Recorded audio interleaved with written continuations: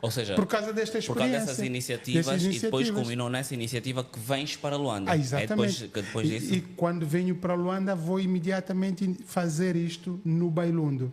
Ok, começas a fazer, a reproduzir. A reproduzir, mas aí já entre famílias de encontrados e de regressados, de ex-militares.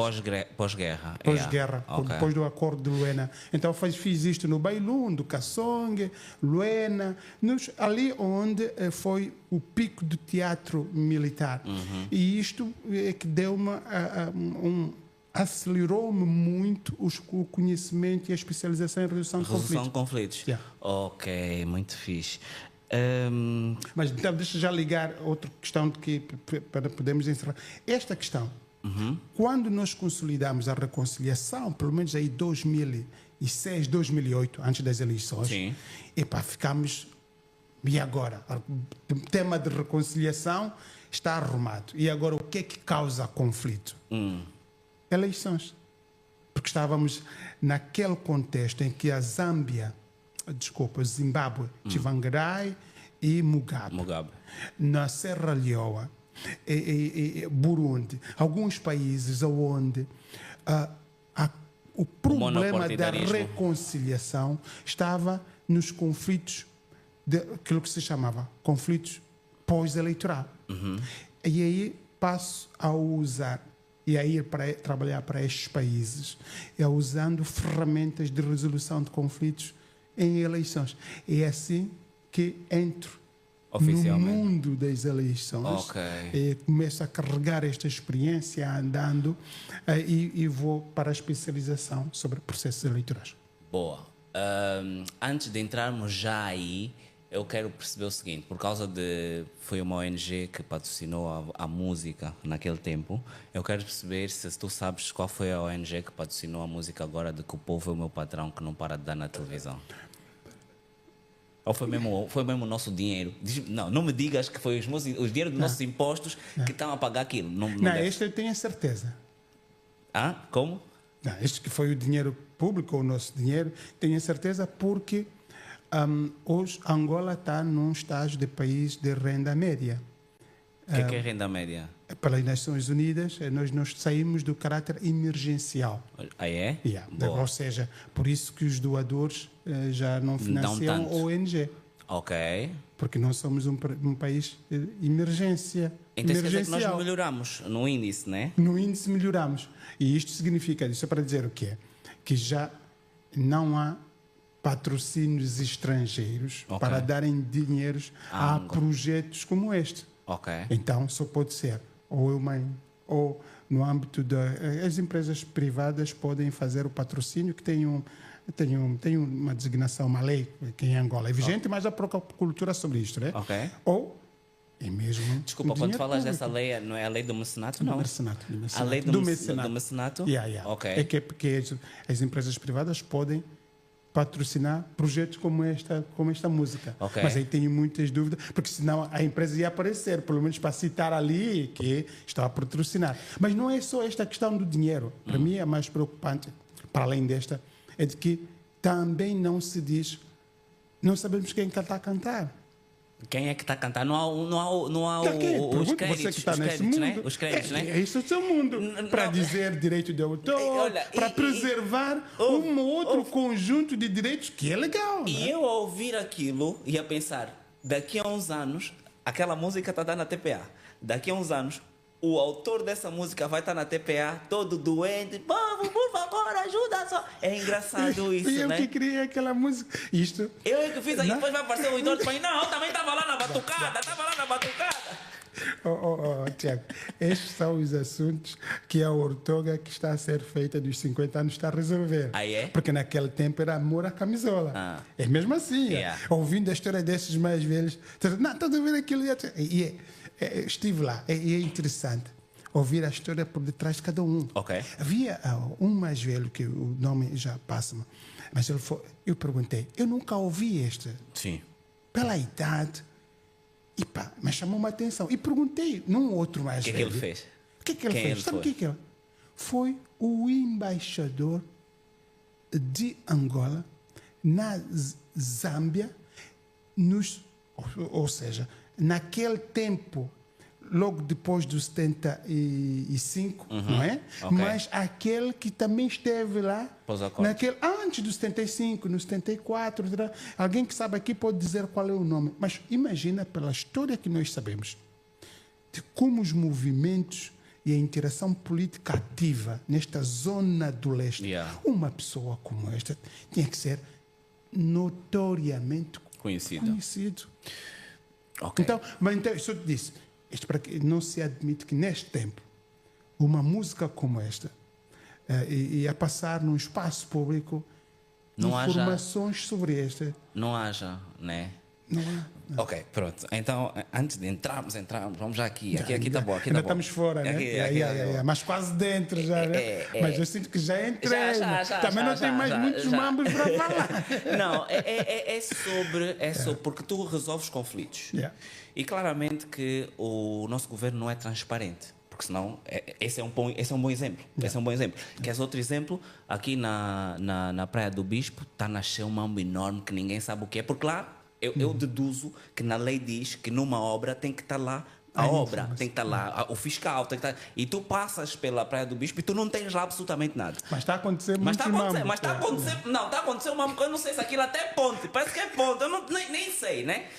E a minha questão como é que tu... Você é o patrão, pronto, mas vamos É isso mesmo. Como é que eu, o patrão, não tenho noção do que é como empregado faz? Não, a minha pergunta é, como é que tu achas que é possível resolver conflitos quando não existe transparência do lado do governo?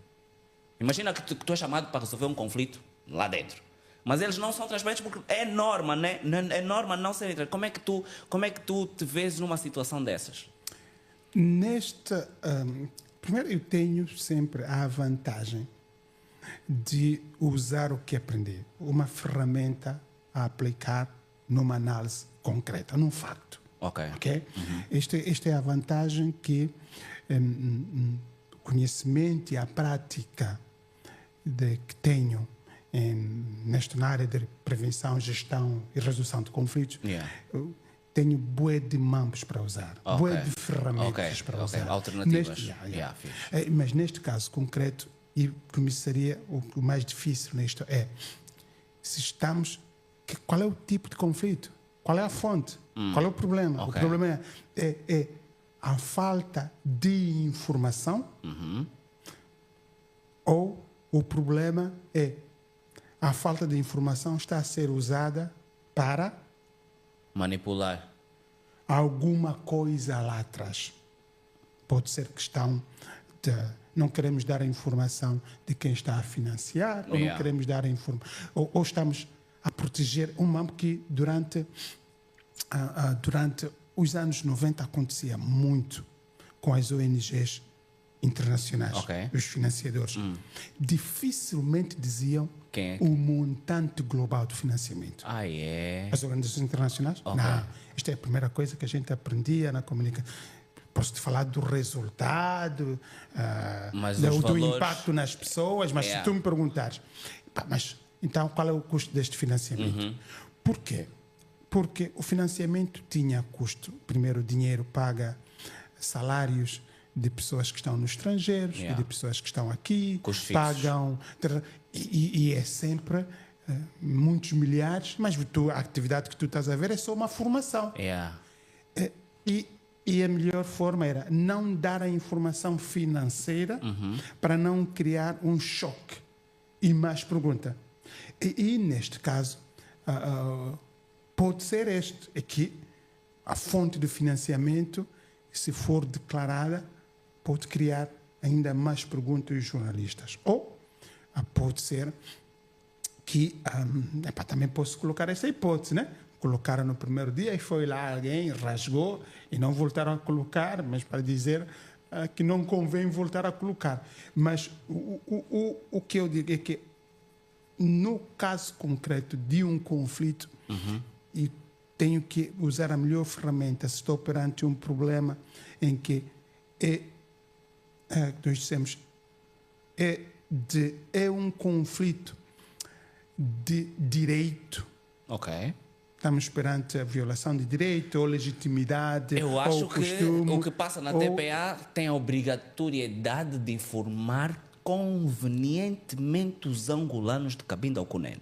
E, portanto, se tu estás a pôr uma música em que fala do presidente da República, em que eles põe-se como empregado e nós somos os patrões, porque primeiro é uma música, tu tens que lançar o mote, tu é que tens de dar o exemplo, os créditos a quem de direito. Sim. Alguém cantou aquela música, nós até precisamos, até mesmo só para dizer, olha, fizeste bem, ou a música é podre, eu preciso saber quem é o autor da música. Por isso, e este é o exemplo que, por isso, é mais simples que eu respondi colocando numa forma de analisar o conflito. Por isso eu disse, há direitos de autores que estão a ser violados. Exatamente. De um lado. Por outro, há que tu disseste, há direito de acesso à informação pública. Exatamente. De quem está a consumir, que a imprensa pública está a negligenciar. Exatamente. Posso colocar nestes copos, sem necessariamente